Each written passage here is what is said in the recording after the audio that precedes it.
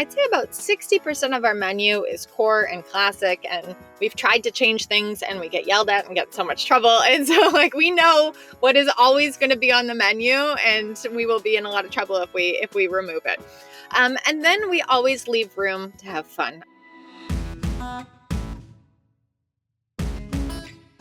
Hey there, it's Emily Washkovic, Yelp small business expert. Here on Behind the Review, I interview entrepreneurs and industry leaders to get all the tips and tricks you need to grow your business.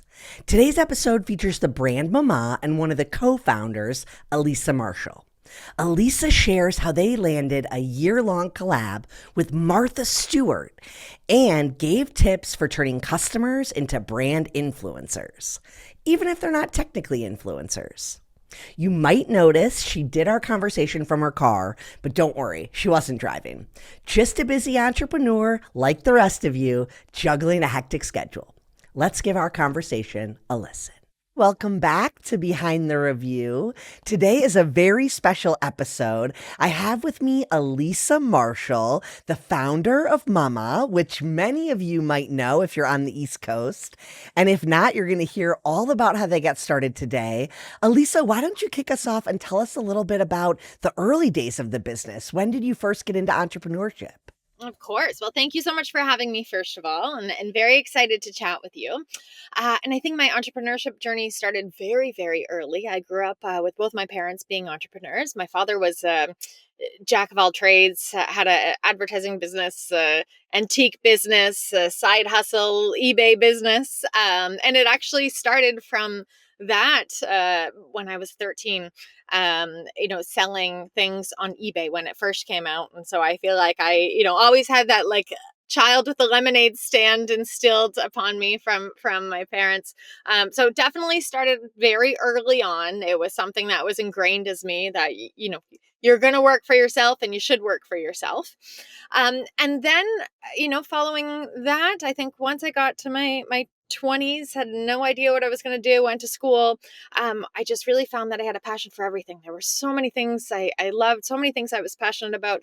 I ended up going in the fashion design route, which led me through college and got me a job in fashion merchandising and PR out of school. And while I was doing that, it was kind of my 9-to-5 side hustle that paid the bills, but I also was super passionate about baking. I loved interior design. I fell into events and wanted to be a wedding planner and wanted to have my own flower shop one day. And I found myself mid-20s, maybe doing like 6 different jobs. I had my 9-to-5 paying the bills, and then evenings and weekends, I was interning, I was side hustling, I started a baking business, I started a interior design business, I was doing weddings for friends, I interned with a wedding designer. So I just couldn't find that job that kind of checked all the boxes that I really enjoyed. And so I knew ultimately I had to create it. I love that. And I feel like that's the time in your life when you can explore and kind of go check out all these things that interest you and make you excited. So tell me about that transition then into launching Maman, and what did that look like? How did that idea and concept come together? Yeah, definitely. And I think it really stems from a lot of my experience throughout school. I was, I give this advice to so many, to be hungry, to try things, to internship, because, my husband, who was also my business partner, went through like 8 years of law school and now we're running a restaurant. And granted, he does great contract negotiations and the leases. So it wasn't a total waste. But, all to say, people have their career path and education that they get stuck on. That's not always necessarily it. So I am very fortunate. I was encouraged to do many things and get my hands dirty in many things. And while doing so, I really kind of came up with this idea of this world that I wanted to create for myself. And I was super passionate about food and beverage. We had just moved to New York City at the time. And I really found it was not a home for so many people. It really, I didn't have any nostalgia of my family, of a homey kind of environment. Any coffee shop felt very cold and industrial chic. And this is back in like 2012, 2013. And having been doing tons of events, I was doing a lot of weddings, a lot of showers, and wanting to, get more into intimate events. There was not really too many places that felt like you were at your mom's house, or that you could, I think a lot of people in New York City don't have dining room tables for four, let alone, hosting a big group of people. Sometimes they don't even have kitchens in their apartments. So we really wanted to kind of create that extension and create that home away from home vibe, that really felt warm and comforting and welcoming in, such a cold concrete city. So that's really where the concept of Maman came from. And the name, we were touching on it before we started recording, pronounced Maman, and it actually means mother in French, which not a lot of people know. So it is in tribute to our moms, and then hopefully, it'll spark a little bit of nostalgia for others as well when they come into the space. That's so beautiful. And I do feel like your experience in New York made you see this gap and something that you wanted to open. And it really brought together a lot of your interests. I mean, interior design and the way you feel when you're at the business is so much of the brand's identity. Can you just talk a little bit more about that and kind of how you curated that interior and how you essentially keep that at scale? Yeah, I think, coming from wedding planning directly before opening up Mama, my neurotic attention to detail was very apparent and drove everybody crazy when we first opened, and still now to this day. And I remember when we first started the concept, I wanted to have four different cups, and all of them were to be different patterns, and no two could be the same in terms of size. And of course, we're opening a small shop, and the minimum orders were in the thousands. So I remember when we first opened, we had to order, it's like 50,000 cups. And it was obviously much easier and much cheaper just to, order one run of one pattern. And it was a minimum for each. And I'm like, no, they have to all be different. And we joke around with my husband. He's like, if this doesn't work out, he goes, we are drinking out of these cups for the rest of our lives. We are eating out of these cups. We actually we had stacks and boxes of them in our apartment that we had like using it as like a sofa and a side table, because we just had so many cups we didn't know what to do with, because I was so insistent on the attention to detail and on the aesthetic side of things. And for me, I think going, especially at that time, and even looking at it now, how I really position Maman, how I see it and see it differently is I really strive to create a multi-sensory experience for the customer. And I think in cities like New York, Miami, DC, where we are, very urban cities, there's so much great food out there and so many great places you can get a cup of coffee within blocks, sometimes neighboring some of our Maman locations. So for me, what I really put emphasis on in terms of the brand is why are people coming to us? And yes, you can get a great coffee and a fantastic salad and pastry down the street, but why are people coming to us? And so for for myself and how I look at my role every single day is I challenge myself with that question. And to me, it's the little things, it's the details, it's the ambiance, it's the aesthetic, it's the beauty, it's such a combination. And I want to make sure when you walk in, you're greeted with amazing customer service and a great smile, and the barista remembers your name and your coffee order from yesterday. And the setting reminds you of being in an indoor garden, and you're eating off of a plate that is reminiscent of something that your grandmother had when you were a kid growing up, and the chocolate chip cookie tastes like the one your mom used to make. For me, it's all those special touch points that I really think differentiate us from a lot of the other locations, and to be honest has been a huge attribute to our success, because eating good food and good coffee, we're in a fortunate era that's easy. We can do that many places, but I think the consumer, and selfishly myself, wants more. Well, and it's a destination that you've built. It's something people seek out and they're excited to try, which is really cool.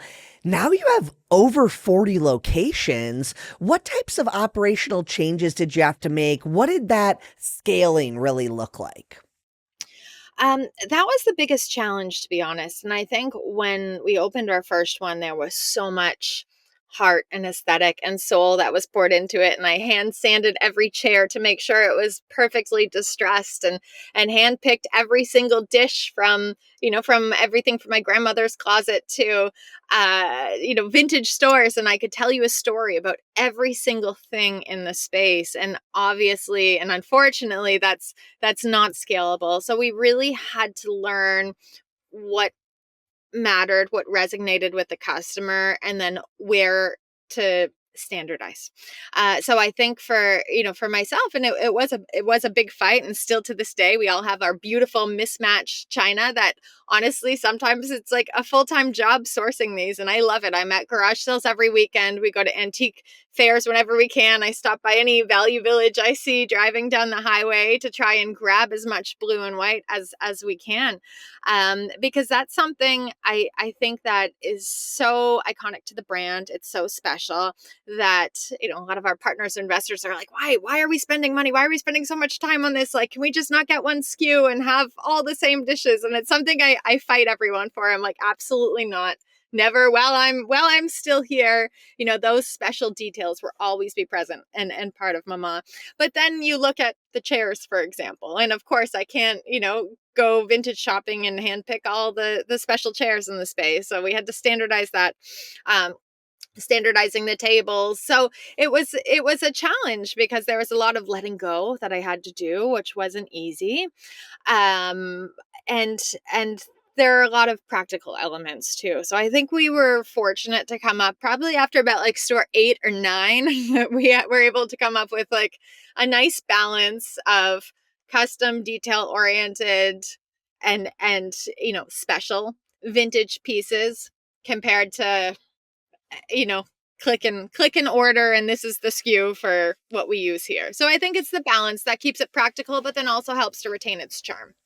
Absolutely. And you have to pick and choose, like you said, as you scale and kind of learn what is core and what's possible to maintain. I like that you focus on the dishes because I do feel like there's this element of your customer base where they're coming for that part, to look at the unique pieces and to feel that special element. So I think you picked one of the right things to keep focusing on. And you're giving all these dishes another life, which I think is good too. Absolutely, for sure. Okay, storytelling. That is something you're very good at and something I feel like in hospitality is required, but you go above and beyond. How do you do that? How do you show up online? Do you have any advice for creating that digital footprint and kind of telling people who you are online? Yeah, and that's also been, an ongoing challenge for us. I think, we've always created that ambiance, created that feeling in the stores as I just described. So it's like, how do you take that experience and deliver it to the consumer elsewhere? Whether it be, on Instagram and email blast, or another challenge that I, am always facing is if you're ordering Uber Eats and the food is coming to your house, I still want it to have that same vibe and that same experience. So for us, it's really, it's consistency in terms of branding. I think everything from fonts to tone of voice that we use to color palettes that we use, making sure everything is, desaturated. And then finding beauty in the mundane. I think, anyone can send out a basic email with text and conveying the information. But, we have an incredible graphic design team and incredible marketing team who just really, get it and appreciate and understand, finding the beauty and really kind of telling our brand story throughout. So, it won't be a basic email. It'll be layered. It'll be textured. It'll be faded. It'll look like it's a collage with a little piece of tape in the corner. So making sure that story and that image is consistent throughout all the touch points, whether it's the packaging from the coffee that you receive from your Uber Eats order all the way to the posts that pops up on Instagram. For myself, it's really important, the branding and the brand image. And when you see something, automatically, oh, that's Mama. I think that's great advice. And it obviously is important at scale for your brand, but even for a small business, one or two locations, consistent color, using the same font, those things all really do tie it together and make you recognizable by your customers. So great advice. I love what you stuck in there as your little tips. Let's talk a little bit about menu innovation. I feel like that is something you're really good at, but it also probably comes from this engagement with your customer base and seeing what they like. Talk to us a little bit about how you pick menu items and how you think of kind of these trendy flavors or things to test out in Mama. Yeah, most definitely. So I think from a menu standpoint, I'd say about 60% of our menu is core and classic, and we've tried to change things and we get yelled at and get in so much trouble. And so like we know what is always going to be on the menu, and we will be in a lot of trouble if we remove it. And then we always leave room to have fun. I think we are so fortunate. We have, an incredibly creative executive chef, and an incredible beverage director as well, who are also married in a couple, which is very fun. And the two of them, I'm like, I feel like they come up with these ideas and they test stuff, and I think it's important, as a restaurant and a business owner, to not always be the same. I think creatively, they're obviously, I think chefs are very creative people. So to keep it fun, to keep it entertaining for them, for us, being able to create, being able to have fun, to test new things, to try new things. And even for our day to day, staff in the back, if you're doing the same, you're chopping the same carrots every single day, it gets boring. So I think making sure that there's creativity in the menu, and following trends, of course, and being on top of trends is really important, especially staying relevant with our newer, younger customer who want to try things. So we are always experimental in that, and we always love to introduce new things. And I remember back maybe about 8-9 years ago, when matcha wasn't even a thing and no one knew what it was. We put it on our menu because I was just curious about it and loved it and was very intrigued. And it's amazing how it's become such a staple. So we like to make sure that, our team is always able to be creative. We're always injecting, new and fun things for the customer, which I think is also, important. They always, have your consistent core items, but then new fun things to try. I feel like they've, come to love and to trust us, and will be adventurous and trying new things. And then seasonality is really important to us too. I think no one wants to have a hot butternut squash soup in August in Miami. So making sure that what we offer is relevant to the location and relevant to the season, because I think that there's, a lot of opportunities to work with local farms, get much better produce, get much better quality when you're working with seasonal ingredients. And then from a back end restaurant standpoint, also pricing is we're not getting and importing very hard to find, very expensive fruits and vegetables that are only grown overseas. So really making sure that we play with seasonality, with trends, and then that always complements our core classics. Absolutely. Okay, before we move on, we do have to talk, I feel like, about the honeycomb tahini latte. That's the current thing that everyone is That's going correct. crazy over, right? And you Yep. guys started it, but other people have been doing it now. And it's fun. Well, who started it? I don't like to take that credit, but we were very early on. I'm not going to say it, but you said it. But we're very, very early on in that trend. And it was amazing because it was blown up so organically. We have an incredible influencer who's a fan, was not paid at all, totally organic. We actually don't engage in any like paid influencer marketing. And she had it and she loved it, and so thankful for her because she really put it on the map and said, this is the best drink, I've never had this before. And it was amazing, the success. And the next day, she actually went back to get it and did another video. She's like, I don't want to take credit for this, and I don't know if this is my fault, but it's sold out absolutely everywhere, and we can't find this drink anymore. So it's just really interesting, the power of social media, and how influencers can really, you know, make a difference in an item in your business in general and can really move the needle. And it's been interesting because it's something that we've never entertained before. We don't, we believe in very organic advertising, and we don't do any paid influencer advertising. And then I saw this and I'm like, huh, maybe actually that's interesting. I'm like, with the results that we had on that one latte, I'm like, I would definitely be open to writing a check to someone.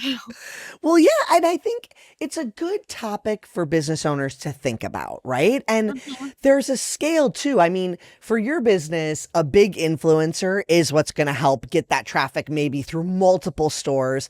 But people can be micro influencers too, right? They can tell all their friends, and maybe those people always spend $7 every day on a coffee, right? So I Totally. think it's good as small business owners to have big expectations, maybe reach out to people that are locally famous on social or whatever, but also just treating your customers really well is probably what made that influencer a lifelong fan of Mama before they even had that latte. And before asking for a check to promote something. And I think that says a lot about people too when they're, promoting things out of their goodwill because they actually genuinely love it.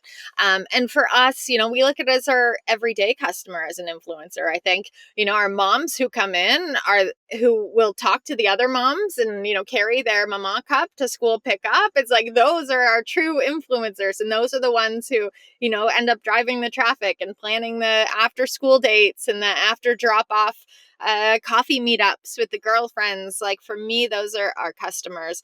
So, really, really treating every customer like they're going to bring us business because we're very fortunate. Our business is derived very much on word of mouth. And also I think aesthetically, we've built something that is so beautiful that people love to share it. And I think I use that oftentimes as an example in branding. If you have a regular, I think the plates we were just talking about, you have a white plate with a croissant on it and a cup of coffee beside it, fantastic. But you have a beautiful vintage blue and white plate with a cup of coffee that is also blue and white and has a saucer underneath that's mismatching. You're going to take a picture of it and share it. And then that person is then advertising for me for free to all of their network, whether they have 100 followers, whether they have a million followers. So it's creating those moments. And I love creating beauty in things, and I love creating moments and excuses for people to take pictures. And as a business owner, you have to realize the importance of that. And they are doing free advertising for you. So really being cautious of those little details that many people overlook. And this is my wedding planning coming into it, but that's they see them. And I think our generation now is looking for beauty in those things and wanting to take pictures and share it. So let's give them a Absolutely. reason. Absolutely. And it spans industries, right? I always tell nail salons, just make a Mhm. little corner photogenic, right? Maybe you have one of those neon signs where I can hold my hand after I'm done. You got to think of just those little opportunities to make them want to share what they experienced at your business. That's great Absolutely. advice. Yeah. Okay, we have to talk about this very exciting partnership. So I know you don't do paid influencer marketing or anything, but you're not afraid to just see if someone will work with you. And you're working with Martha Stewart right now. Ultimate influencer of all. She invented influencers. She's exactly. Totally. And you manifested this. I mean, tell us the story. Tell us how this all I did. happened. It happened when I was 10 years old, sitting on the couch, watching her show with my mom and just idolizing her, everything, copying her recipes, her entertaining. I grew up with her being my idol, and I loved her, her multifaceted empire and her ability to be into gardening and cooking and interiors. And I think kind of like where I've grown my career is hands on many different things. And she was a huge inspiration from a culinary perspective to me, and a business standpoint, of course. And so again, my idol growing up, and I love to say this was something that I did manifest, because it's funny looking back at all of the articles, any of the interviews in the past 10 years since we opened. that we've done. I've always been asked the question, who's your dream dinner guest? Martha Stewart. Who's your dream collaboration partnership? Martha Stewart. And the answer has always been her. And my biggest honor was being asked to be a contributing columnist on her online site back when she had, like more personal, entertaining content in there. And that for me was like the biggest check on the bucket list until the day came where it's like, Martha Stewart would love to do a collaboration with you guys. And now I'm like, okay, I can retire now. I'm done. I've done everything I wanted to do. I'm good.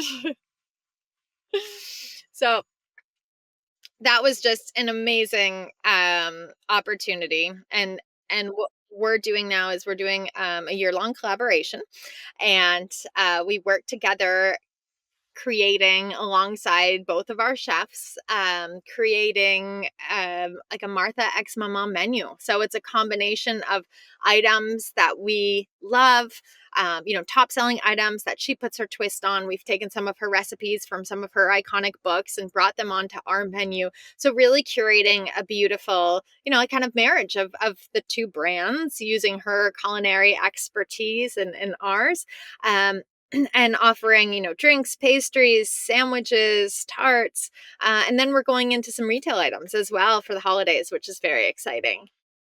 That is exciting. And what I love about it is it still is core to what you do at Mama. And it's almost bringing Martha Stewart in so that people have another reason to come to Mama, right? It's like, now we got to go get this menu item, and having it change and evolve quarterly is so smart because now you have people having a reason to come back a second time for the Martha collaboration. So I just thought the whole campaign was brilliant. I love how it's designed and laid out.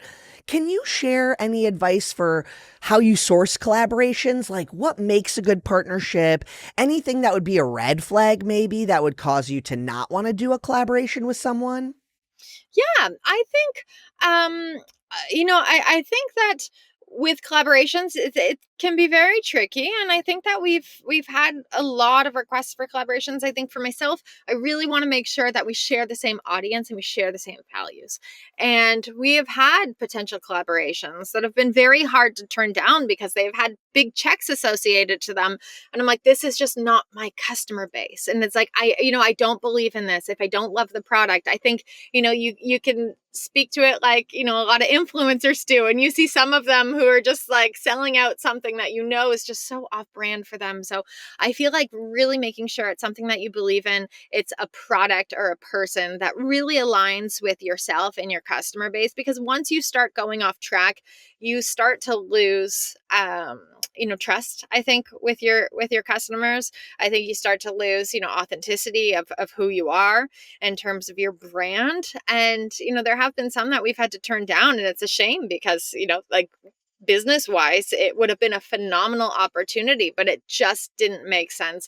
The brands didn't align, the customer base didn't align. So I think it's really important that it's a mutual partnership as well. And any collaboration I go into, I want to make sure that we are benefiting them and we are bringing awareness to their product. We're bringing our Mama audience to their product, but vice versa. I want them to be bringing a new customer base to us and be educating their clientele on who Mama is and what Mama is. So just making sure it's just that, a collaboration, that it works two ways. I love that. Great advice. To close us out, I just want to talk a little bit about reviews and customer service. I know you're not responding to all the reviews nowadays, Not but anymore. I used to. yeah, and maybe You have just to give read us them the all. philosophy. Yeah. That's perfect. Just, I think for small business owners, they either see the value because they've kind of turned this corner like you have in scale, but sometimes it's just about having the right mentality, and how to look at reviews and maybe glean something, or sometimes know that like you don't need to change every time you get feedback. So maybe you could just share your philosophy a little bit or how you guide the different Mama locations to manage their online reputation. Yeah. It was funny. I was just actually listening to Taylor Swift speaking to this the other night about people's perceptions of her and how, it's like how she's like, I just don't read the media anymore and I block it out. And we're obviously on an exceptionally different level, but it was something that really resonated with me because at first, when we first opened, my husband and I, we were on Yelp, we were on Google, we were reading everything, and some of it just hit us so hard and some of it hurt so much. And I think there's a lot of trolls out there. There's a lot of people who only have something to say if it's a negative experience, which is a shame. And I feel like I'm seeing a lot of change these days, but I feel like, back years ago, review platforms were just negative spaces and people were going on there to complain. And I feel nowadays what we encourage is positivity, and I think it's something that's part of our brand ethos internally. I hope we project it out there, but when you have a great experience, raising your voice and saying something, and we're encouraging customers to be doing so. We have the QR codes ensuring that they're leaving reviews. We tell all of our team too, when we have little internal incentives as well, if they leave names. And I think that's very special for them as well. If you go to Maman, you have great service.